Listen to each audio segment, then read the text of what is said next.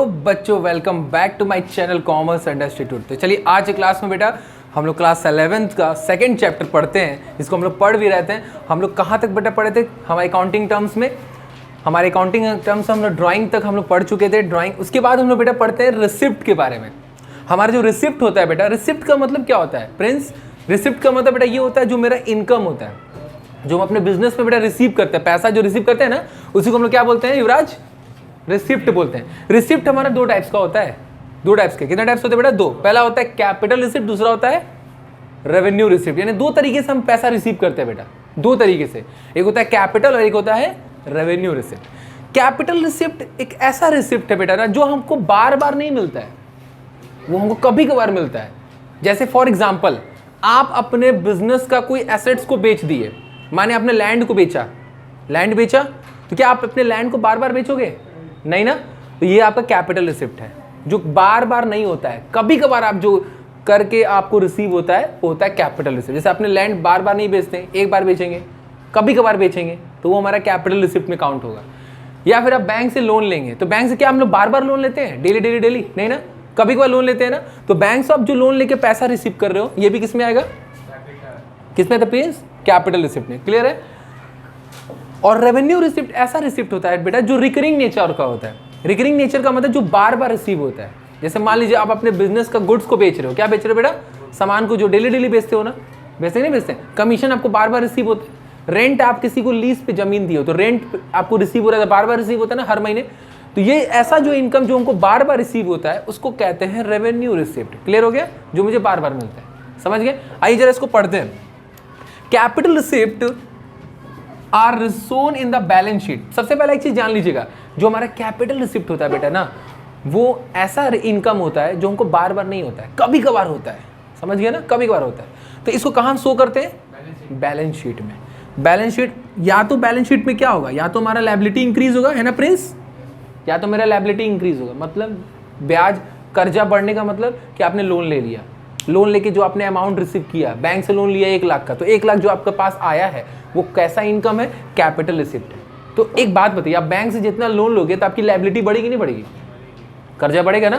तो वही बोल रहा है कि हमारा जो कैपिटल रिसिप्ट होता है, जितना कैपिटल रिसिप्ट आप करते जाओगे उतना आपका लायबिलिटी क्या होगा? बढ़ेगा। या फिर रिडक्शन इन द एसेट्स, या तो आपका एसेट्स घटेगा।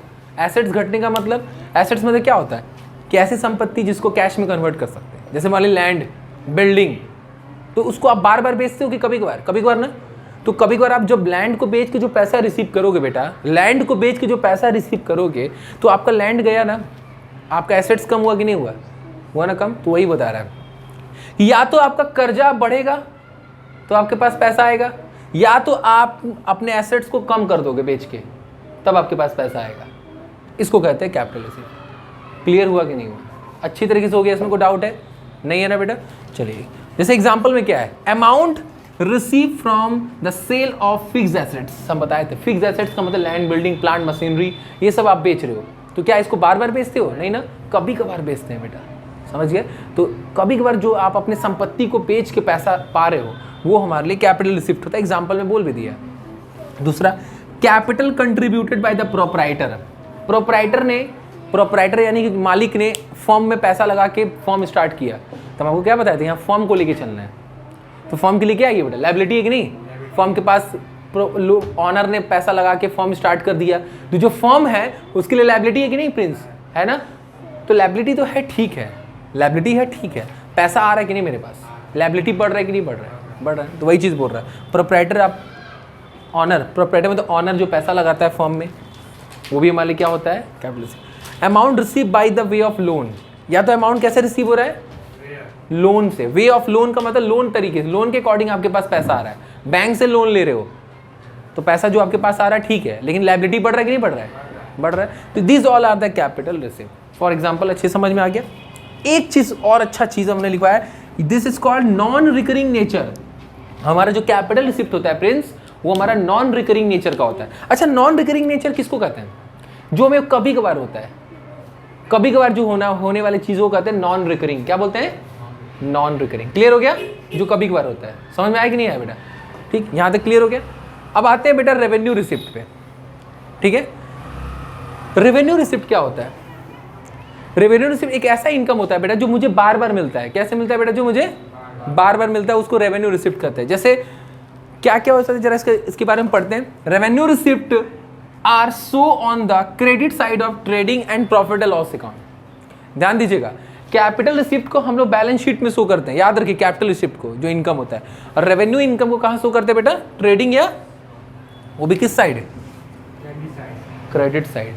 क्रेडिट साइड का मतलब आपको सब कुछ क्लियर करेंगे। फिलहाल अभी बस इतना समझिए, अभी आपको अकाउंट के बारे में कुछ हम बताए नहीं है तो अभी आपको समझ इतना नहीं आएगा, आगे चल के इसके बारे में अच्छे से डिस्कस करेंगे।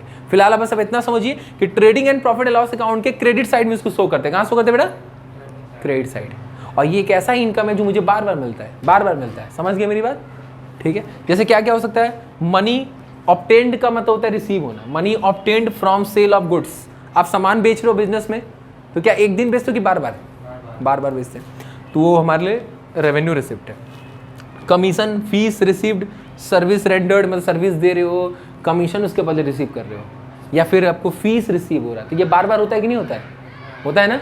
ये भी किसके अंदर आता है? रेवेन्यू रिसिप्ट के अंदर। इंटरेस्ट या डिविडेंड रिसीव करते हो। डिविडेंड पता है किसको कहते हैं?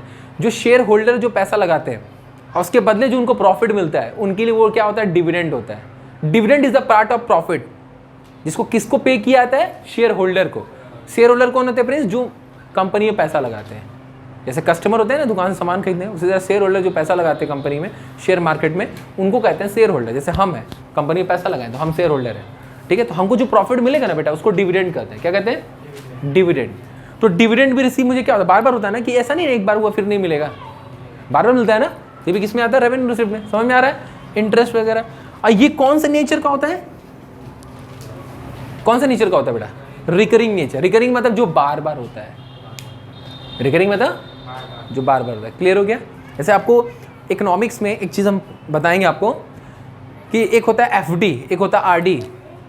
आरडी का नाम सुने होंगे। एफडी का मतलब फिक्स डिपॉजिट, आरडी का मतलब रिकरिंग डिपॉजिट। ठीक है। फिक्स डिपॉजिट में क्या होता है? आप एक बार में पैसा ऑन टाइम जमा करते हो बैंक में, अब बोलते हो कि हमको 10 साल के बाद हम निकालेंगे, तो आपको विथ इंटरेस्ट बैंक आपको रिटर्न करती है। समझ गए? वो होता है एफडी। जैसे मान लीजिए हमने 10 लाख एक बार में जमा कर दिया, अब बोला कि 10 साल के बाद हमको रिटर्न करिएगा, तो बैंक से आपको 10 साल के बाद आपको रिटर्न होगा, तो 10 लाख में इंटरेस्ट जुड़ के आपको रिटर्न होगा। तो ये होता है एफडी। आरडी क्या होता है? आरडी का मतलब होता है रिकरिंग डिपॉजिट। क्या होता है प्रिंस? वो क्या होता है पता है? वो भी एफडी की तरह होता है, लेकिन इसमें डिफरेंस क्या है पता है? एफडी में हम एक बार में पैसा जमा करते हैं, आरडी में क्या होता है? टुकड़े में बार हर महीने पैसा जमा करते हैं। जस्ट लाइक वो म्यूचुअल फंड की तरह, LIC की तरह नहीं होता है, उस पर प्रीमियम कटता है। उसी तरह हमारा क्या होता है? आरडी होता है कि हम हर महीने, मान लीजिए हमने बोला कि देखिए सर हम 10 साल तक हम हर महीने आपको 1,000 रुपये जमा करेंगे। कितना करेंगे? 1,000 जमा करेंगे, और उसके बदले 10 साल के बाद हमको जब पूरा इकट्ठा हो जाएगा मेरा, तो विथ इंटरेस्ट के साथ हमको दे दीजिएगा। समझ गए मेरी बात? तो रिकरिंग का मतलब आपने क्या समझा? बार बार। क्या होता है बेटा? तो हमारा जो कैपिटल रिसिप्ट होता है, जो रिसिप्ट ऐसा इनकम, क्या मुझे बार बार होता है? तो ये क्या होता है? रिकरिंग की non recurring? Non recurring. Clear हो गया बेटा ना? जो मुझे बार बार नहीं मिलता, कभी कभार मिलता है। रेवेन्यू रिसिप्ट ऐसा इनकम होता है जो मुझे बार बार मिलता है, तो इसको क्या बोलेंगे? Recurring nature. Is it clear बेटा? सबको दोनों क्लियर हो गया? इसमें कोई डाउट है? पक्का समझ आ गया? इसको नोट कर लीजिए। तो चलिए बेटा, उसके बाद अब हम लोग पढ़ते हैं एक्सपेंडिचर। अभी हम लोग रिसिप्ट जाने कि इनकम हमारा जो होता है वो 2 टाइप्स का होता है बिजनेस में, है ना। एक होता है हमारा कैपिटल रिसिप्ट, एक होता है रेवेन्यू रिसिप्ट। कैपिटल का मतलब होता है जो बार बार मुझे नहीं मिलता है। जैसे हमने लोन बताया, हमने लैंड बिल्डिंग बेचा, तो वो बार बार बेच रहे नहीं ना, कभी कभार, तो वो कैपिटल रिसिप्ट में आएगा। रेवेन्यू रिसिप्ट क्या होता है? जो बार बार मिलता है मेरे को। जैसे हमने अपने बिजनेस का जो भी है गुड्स, जिस चीज़ का बिजनेस है उसको हम सेल आउट कर रहे हैं, तो डेली सेल कर रहे हैं, तो वो बार बार हमारा बिक रहा है ना, तो हमारा इनकम जो आ रहा है वो क्या है? रिकरिंग नेचर का, यानी रेवेन्यू रिसिप्ट है। समझ गए? इसी तरह बेटा हम लोग एक्सपेंडिचर को समझेंगे।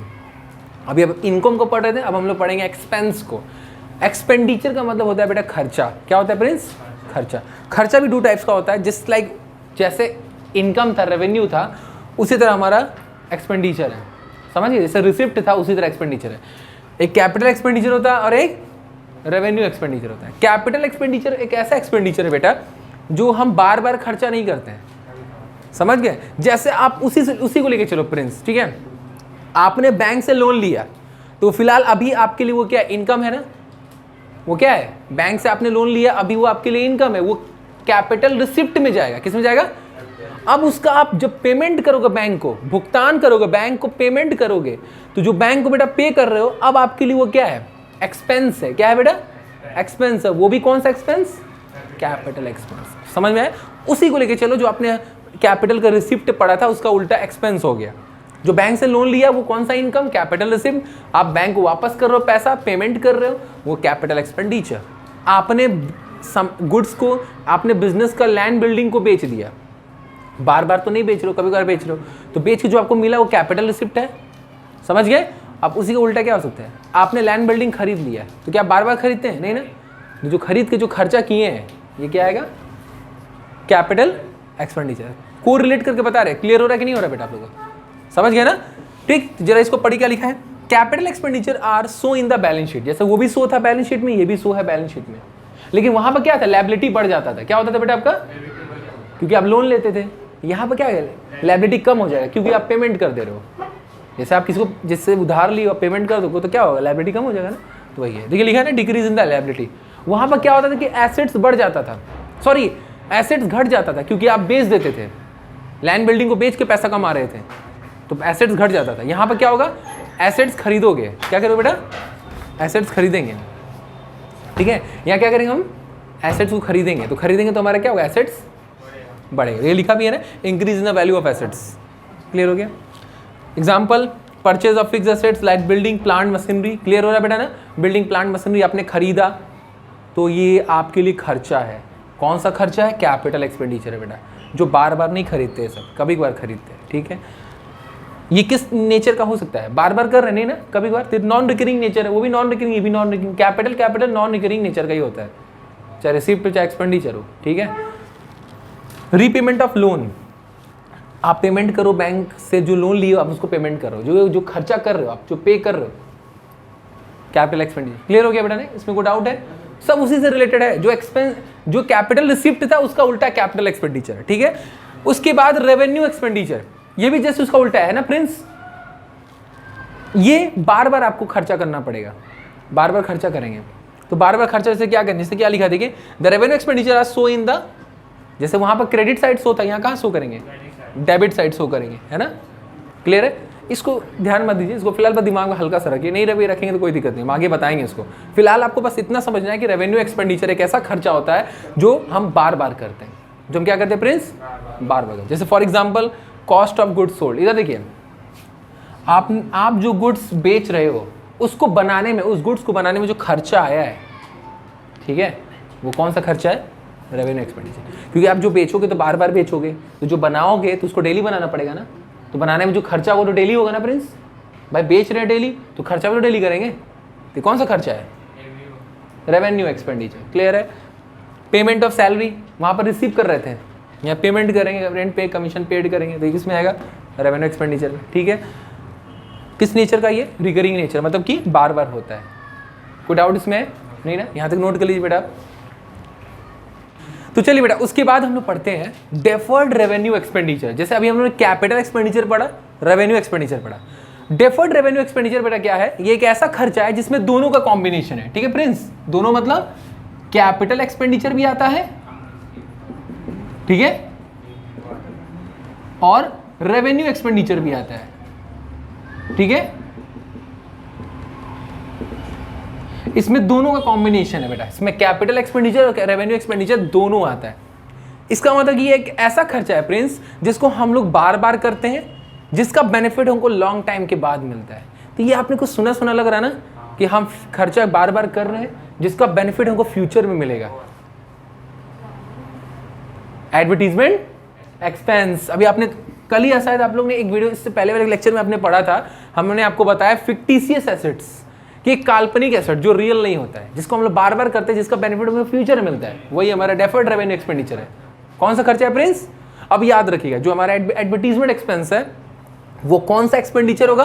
Deferred revenue expenditure. It means ये एक ऐसा खर्चा है जिसको हम लोग बार बार करते हैं, जिसका बेनिफिट हमको फ्यूचर में मिलता है। कब मिलता है बेटा? फ्यूचर मिलता है। क्लियर हो? इसमें कोई डाउट है? नहीं है ना? ये हमारा डेफर्ड रेवेन्यू एक्सपेंडिचर होता है, ठीक है, जिसमें दोनों आता है, कैपिटल भी और रेवेन्यू भी। एज इट क्लियर बेटा? उसके बाद एक्सपेंस। देखिए बेटा, एक्सपेंस और एक्सपेंडिचर में क्या डिफरेंस है प्रिंस? एक्सपेंडिचर बहुत बड़ा है बेटा। एक्सपेंडिचर में कंपनी के सारे खर्चे जो आते हैं ना, कंपनी के जितने भी खर्चे होते हैं, चाहे कैपिटल हो चाहे रेवेन्यू हो, जितने भी खर्चे होते हैं सारे खर्चों को बेटा हम लोग मिला के बोलते हैं एक्सपेंडिचर। क्या बोलते हैं? कंपनी के सारे खर्चों को एक्सपेंडिचर बोलते हैं। क्या बोलते हैं? लेकिन जो एक्सपेंस होता है वो कुछ खर्चों को बोलते हैं। किसको बोलते हैं बेटा? जो कुछ खर्चे होते हैं उनको हम एक्सपेंस बोलते हैं। इट मीन्स इसको हम ये बोल सकते हैं बेटा कि हमारा जो एक्सपेंस होता है वो हमारे एक्सपेंडिचर से छोटा होता है। जो हमारा एक्सपेंस होता है वो एक्सपेंडिचर से छोटा होता है। इसमें क्या क्या खर्चे होते हैं जरा देखिए, पहले इसको पढ़ते हैं। Expense is the cost incurred in producing and selling of goods and services. बात समझ में आ रहा है युवराज?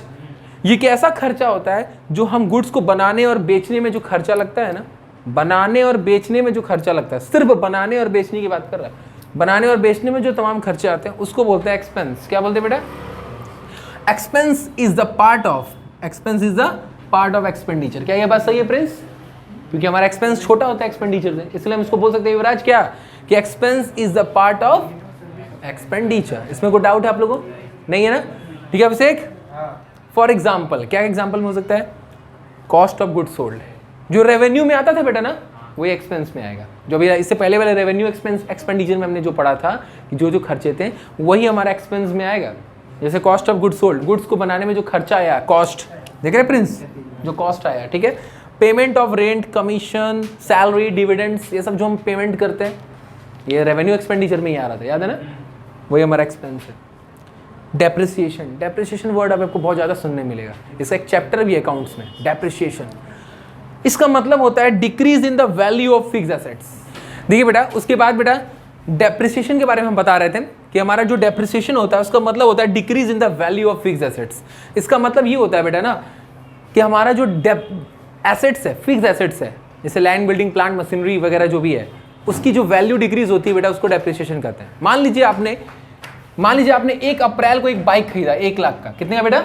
1 लाख का आपने बाइक खरीदा, जिसका एट द एंड ऑफ 31 मार्च, क्योंकि हम लोग फाइनेंशियल ईयर यूज करते हैं ना प्रिंस, 1 अप्रैल से 31 मार्च, तो हमारा एंड ऑफ 31 मार्च को उसकी वैल्यू घट करके हो गई है 80,000। कितनी हो गई बेटा? 80,000 हो गई है। तो जरा हमको आप बता सकते हैं कि कितना वैल्यू डिक्रीज हुआ है? 20,000। देख रहे बेटा, 20,000 हमारा वैल्यू डिक्रीज हुआ है, 20,000। तो जो हमारा 20,000 बेटा वैल्यू डिक्रीज हुआ है, दिस इज कॉल्ड डेप्रिसिएशन। यही होता है डेप्रिसिएशन। जो हमारा वैल्यू डिक्रीज हो रहा है जितना भी एसेट्स का, फिक्स एसेट्स का, उसको डेप्रिसिएशन करते हैं। क्लियर हो गया बेटा? तो वो भी मेरे लिए एक एक्सपेंस है। क्या बेटा? खर्चा है ना भाई, मेरा प्रॉपर्टी, संपत्ति, एसेट्स का वैल्यू डिक्रीज हो रहा है, तो क्लियर में लॉस एक्सपेंस, ये एक्सपेंस में काउंट होगा। ठीक है, यहाँ तक बेटा क्लियर हो गया? समझ में आ गया? यहाँ तक कोई डाउट है तो यहाँ तक नोट कर लिए, फिर आगे चलते हैं। चलिए बेटा, उसके बाद हम लोग पढ़ते हैं बेटा इनकम। ठीक है, इनकम क्या होता है बेटा? इनकम एक ऐसा आपका मतलब इनकम है, मतलब एक ऐसा रिसीव है बेटा, रिसिप्ट है जो आपको कैसे मिलता है? मान लीजिए फॉर एग्जांपल आपने खर्चा किया, ठीक है बेटा, आपने खर्चा किया 1 लाख रुपए आपने सामान को बनाने में, गुड्स को बनाने में 1 लाख। ठीक है प्रिंस, कितना बेटा? 1 लाख। ठीक, एक पर्टिकुलर सामान को बनाने में आपने 1 लाख रुपए खर्चा किया, उसको बेच दिया आपने 1.5 लाख में। कितने बेच दिया बेटा? 1.5 लाख में। तो आपने खर्चा किया 1 लाख, बेचा आपने 1.5 लाख का, तो आपको फायदा कितने का हुआ है? 50,000 का हुआ है ना? वो आपके लिए इनकम है। यानी आपके बिजनेस में किसी एक पर्टिकुलर चीज पे आप जो फायदा कमाते हो, किसी एक पर्टिकुलर चीज पे जो आप फायदा कमाते हो, वो आपके लिए इनकम होता है। और आपका जो टोटल किसी पर्टिकुलर चीज पे, मतलब टोटल चीजों पे जो आप फायदा कमाते हो, वो प्रॉफिट होता है। जैसा अभी समझा रहे, देखिए फॉर एग्जांपल, जैसे यहाँ पे लिखा गया surplus of revenue over the expense. Expense से अगर ज्यादा है रेवेन्यू तो मेरे लिए क्या है? इनकम है। मान लीजिए आपने मान लीजिए गुड्स बनाया। कौन सा गुड्स? मान लीजिए आपने बनाया मशीन। क्या बनाया प्रिंस? मशीन। तो मशीन को बनाने में बेटा कॉस्ट जो हमारा आया है वो आया है मेरा 1 लाख। कितने का बेटा? उसको बेटा आपने सेल कर दिया, जिसको कहते हैं रेवेन्यू। क्या कहते हैं? रेवेन्यूज। यानी जो टोटल आपका इनकम कितना हुआ, टोटल आपका कमाई, तो आपने उसको बेच दिया 1,50,000 का। कितने का बेटा? 50,000। ठीक, तो इसमें जो फायदा आपको कितना दिख रहा है बेटा? 50,000। तो दिस इज कॉल्ड इनकम। ये क्या आपके लिए बेटा प्रिंस? इनकम है बेटा। ठीक है, बात समझ में आया? किसी पर्टिकुलर चीज पे, किसी पर्टिकुलर प्रोडक्ट को आप बेच के जितना फायदा कमाते हो, उसमें जो फायदा होता है वो मेरे लिए इनकम होता है। बात समझ गए? क्लियर हो गया? फॉर्मूला क्या होता है? इनकम इक्वल टू रेवेन्यू में से एक्सपेंस को माइनस कर दो। प्रिंस याद रखिए, फॉर्मूला आगे आएगा आपको। Income equal to revenue minus, ठीक है ब्राज? कोई इसमें डाउट है? ठीक है। प्रॉफिट क्या होता है? देखिए प्रिंस, प्रॉफिट क्या होता है? इनकम प्रॉफिट दोनों सेम है, लेकिन दोनों में डिफरेंस पता क्या है? इनकम किसी पर्टिकुलर चीज को बेच के फायदा कमाए हो, किसी एक चीज पे। प्रॉफिट क्या होता है? कंपनी में जितना भी आपने खर्चा किया उसमें से बेच के उसको जितना टोटल आपने कमाया, तो उस पर जितना आपको फायदा दिखा है, टोटल फायदा, वो आपके लिए प्रॉफिट है। क्या बेटा? मान लीजिए एग्जांपल, जैसे मान लीजिए वहां पर हमने मशीन लिया था, मशीन में मान लीजिए बेटा 1 लाख का है, जिसको खर्चा आया है मशीन कॉस्ट 1 लाख का। फिर फर्नीचर भी उसमें है, मान लीजिए, है ना प्रिंस? फर्नीचर का भी जो कॉस्ट है बेटा वो भी 1 लाख आया है, ठीक है? सत्यानाश। देखिए बेटा, मान लीजिए बेटा आपका कॉस्ट ऑफ मशीन है, मशीन का बेटा कॉस्ट है 1 लाख, फर्नीचर को बनाने में बेटा 1 लाख आया है, ठीक है? प्लांट भी आपने बनाया, कुछ प्लांट्स, प्लांट वो प्लांट है, पौधा नहीं, प्लांट मतलब जैसे कुछ प्लांट आप बिजनेस में बैठाते हो जिससे आपका प्रोडक्शन बिजनेस चलता है, प्लांट। तो आपने प्लांट बैठाया, उस पर भी मान लीजिए आपका 50,000 खर्चा आया, ठीक है प्रिंस? तो ओवरऑल आपने खर्चा कितना किया? 22,50,000 खर्चा किया, ठीक है बेटा? उसके बाद आपने सबको बेटा सोल्ड कर दिया, सबको बेचा, सोल्ड आपने मशीन को भी किया, फर्नीचर को भी किया और प्लांट को भी किया। तो टोटल मान लीजिए, डायरेक्ट बता रहे हैं कि टोटल आपने सोल्ड किया, जिसको हम लोग रेवेन्यू कहते हैं। क्या कहते हैं? रेवेन्यू कहते हैं। उसको आपने बेचा बेटा, कितने में आपने बेचा? मान ली 5 लाख का बेच दिया। कितने बेचा युवराज? 5 लाख का आपने बेच दिया। देख रहे बेटा, यहां पर इनकम में किसी पर्टिकुलर चीज को बता रहे थे कि पर्टिकुलर चीज में जो फायदा होता है वो इनकम होता है। प्रॉफिट में क्या होता है कि कंपनी में सारे चीज को लेके चलते हैं, सबको, कि सारे प्रोडक्ट को लेके चलो, और सारे प्रोडक्ट को बनाने में जो खर्चा है और उसको बेच के जो आप जो टोटल कमा रहे हो, तो खर्चों को माइनस करने के बाद जो बचेगा बेटा वो हमारे लिए प्रॉफिट होगा। जैसे मान लीजिए आपका टोटल सारे सामान आपके बिजनेस में, मशीन, फर्नीचर और आपका प्लांट है, सबका खर्चा मिला के 2.5 लाख है, और सबको आपने बेच के 5 लाख में बेचा है। जोड़ के मतलब ओवरऑल बता रहे हैं कि आपने 5 लाख में बेच दिया। कितने बेचे बेटा? 5 लाख में बेच दिया। तो 5 लाख का जो आपने बेचा, तो बेटा एक बात बताइए कि 5 लाख का आपने सोल्ड किया है और आपका एक्सपेंस जो था वो आपका था 2,50,000। तो जरा हमको बता सकते हैं आपको फायदा कितना दिख रहा है? 2,50,000 दिख रहा है बेटा? तो 2,50,000 जो एक प्रिंस दिख रहा है बेटा आपका, ये दिस इज कॉल्ड प्रॉफिट। क्या बोलेंगे इसको? तो अगर आपसे कोई पूछेगा कि प्रॉफिट क्या होता है, अब प्रॉफिट और इनकम में क्या डिफरेंस है, तो आप बताओगे कि इनकम प्रॉफिट दोनों सेम है, दोनों फायदा होता है। लेकिन इनकम में क्या होता है? किसी पर्टिकुलर प्रोडक्ट को बेच के जो हम फायदा कमाते हैं वो होता है मेरे लिए इनकम। प्रॉफिट होता है कि बिजनेस में सारे प्रोडक्ट्स को बेच के जो हम फायदा कमाते हैं, सारे प्रोडक्ट्स को बेच के जो फायदा कमाते हैं वो मेरे लिए होता है प्रॉफिट। देखिए लिखा भी है, देखिए it is the excess. Excess means ज्यादा होता है। क्या? Total revenue. टोटल मींस सारे प्रोडक्ट को आपने जितने में बेचा, जैसे यहाँ टोटल रेवेन्यू ये है, देख रहे हैं? टोटल रेवेन्यू ज्यादा है over the total expense. Total expense कितना किया था आपने? 2.5 लाख। 2.5 लाख ना, खर्चा 2.5 लाख किया था ना, तो टोटल एक्सपेंस से आपका टोटल रेवेन्यू ज्यादा होता है। This is called for enterprises for accounting period. Accounting period का मतलब क्या होता है? Financial year. अकाउंटिंग पीरियड मतलब जो फाइनेंशियल ईयर में, साल भर में सारे खर्च जितना आपने खर्चा किया उसमें से जितना आपने बेच दिया, तो जो उसमें फायदा आपको दिख रहा है ना बेटा, वो आपके लिए प्रॉफिट है। क्लियर हो गया? इसमें कोई डाउट है? नहीं है ना? चलो, गेन क्या होता है? गेन भी प्रॉफिट होता है, लेकिन पता है दोनों में डिफरेंस क्या है? गेन आपका गिफ्ट होता है, ये आपका इंसिडेंटल इनकम होता है, मतलब कि इसमें आपने कोई अपने तरफ से एफर्ट नहीं लगाया। प्रॉफिट में क्या होता है? आप मेहनत करते हो, मेहनत करने के बाद जो आपको फायदा मिलता है वो प्रॉफिट होता है। प्रिंस, बात समझे? मान लीजिए आपने सामान को बनाया होगा ना, सामान को बनाया होगा, फिर उसमें आपने खूब अपने तरफ से उसको बदला होगा, अपडेट किया होगा कि ताकि उनको प्रॉफिट मिले। अब प्रॉफिट आपको अचानक से फायदा मिल गया तो वो आपके लिए प्रॉफिट है। गेन क्या होता है? जिसमें आपने कोई मेहनत नहीं किया, अचानक से मिल गया, वो आपके लिए गेन होता है। जैसे फॉर एग्जांपल, मान लीजिए आपने किसी संपत्ति को बेच दिया, ठीक है, मार्केट में उसकी वैल्यू ज़्यादा हो गई। मान लीजिए कोई इन्वेस्टमेंट है, ठीक है, मान लीजिए आपको कोई इन्वेस्टमेंट है, देखिए बेटा, मान लीजिए बेटा जो आपका इन्वेस्टमेंट है, ठीक है, इन्वेस्टमेंट मान लीजिए आपने बेचा, कोई बिजनेस, कोई कहीं आपने इन्वेस्टमेंट किया था, उसको आपने बेच दिया। उसकी वैल्यू थी उस समय जब आपने खरीदा था पैसा लगा के, तो उस समय उसकी वैल्यू थी 5 लाख। अब मार्केट में आप बेचे तो उसकी बढ़ गई वैल्यू बढ़ गई, कितनी हो गई पता है? 6 लाख हो गई। कितनी हो गई बेटा? 6 लाख। तो 1 लाख का फायदा दिख रहा है ना। तो क्या आपने उस इन्वेस्टमेंट में कोई मेहनत किया, कुछ अपने तरफ से उसमें कुछ चेंजिंग किया? नहीं ना, अपने आप मार्केट वैल्यू बढ़ गई, फ्लक्चुएट हो गई। तो ये मेरे लिए जो फायदा होता है ना, जिसमें हम कुछ मेहनत नहीं करते बेटा, जिसमें मेरा कोई एफर्ट नहीं लगता है, वो फायदे को कहते हैं बेटा हम गेन। क्या कहते हैं? गेन। देखिए अभी, it is the monetary from event या transaction which are not to the operating activity, जिसमें हम कोई ऑपरेशनल एक्टिविटी कुछ नहीं करते हैं हम बेटा। कोई भी बिजनेस में ऑपरेटिंग एक्टिविटी नहीं होता है the business, but are incidental to the business, अचानक से बिजनेस में हो जाता है, वो मेरे लिए गेन होता है। जैसे सेल ऑफ फिक्स्ड एसेट्स बता दिए, विनिंग ऑफ कोर्ट केस, आपने कोर्ट में जीत गए, कोर्ट में, तो ये आपके लिए क्या है बेटा? गेन है। क्या बेटा? सबसे मोस्ट इंपॉर्टेंट है appreciation of value of assets. ठीक है, appreciation in the value of assets. ठीक, समझ गए बेटा?